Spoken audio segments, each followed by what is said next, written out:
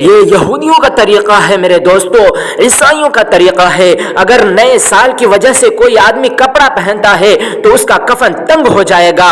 کل اگر کوئی آدمی نئے سال کی وجہ سے اچھا کھانا پکا کر کھاتا ہے تو ایک ایک دانہ اس کے لیے لعنت بھیجے گا۔ اگر کوئی آدمی کل نئے سال کی وجہ سے آزاد زندگی گزارتا ہے تو اس کی آزادی اس کے لیے لعنت کرے گی۔ اپنے بچوں کی اسکول کی چھٹی ہو تو اپنے بچوں کو اپنے گھر کے اندر کنٹرول کر کے رکھے، اپنے فون آف کر کے رکھو۔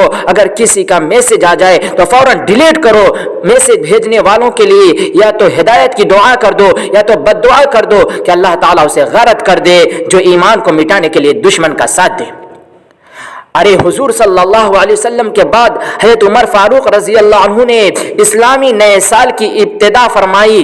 محرم الحرام مسلمانوں کے لیے اسلام کا پہلا مہینہ ہوتا ہے۔ صحابہ کے زمانے میں، تابعین کے زمانے میں، تبع تابعین کے زمانے میں 100 سال سے محرم کی پہلی تاریخ آتی ہے، لیکن کسی صحابی کو نئے سال کی مبارکباد اسلامی مہینے کی نہیں دی ہے تو مسلمانوں کو کہاں اس بات کی اجازت ملے گی کہ عیسائیوں کی پہلی تاریخ کی مبارکبادی پیش کرے؟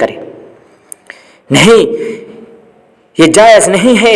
اس بات کو پھیلاؤ، اس میسج کو پہنچاؤ کہ جنوری کی پہلی تاریخ کو ہیپی نیو ایئر کا جملہ ہو سکتا ہے کہ تمہارے لا الہ کو مٹا دے۔ ہیپی نیو ایئر کا جملہ تمہارے ایمان اور اسلام کو مٹا سکتا ہے۔ اس لیے اگر کوئی ہیپی نیو ایئر کا مبارکبادی دے تو فوراً ڈیلیٹ کر دے، اور یہ ہمارا طریقہ نہیں ہے۔ آج نیا کپڑا پہننا، آج اچھا کھانا پکانا، آج مبارکباد پیش کرنا، یہ ہمارا ہرگز طریقہ نہیں ہے دوستوں۔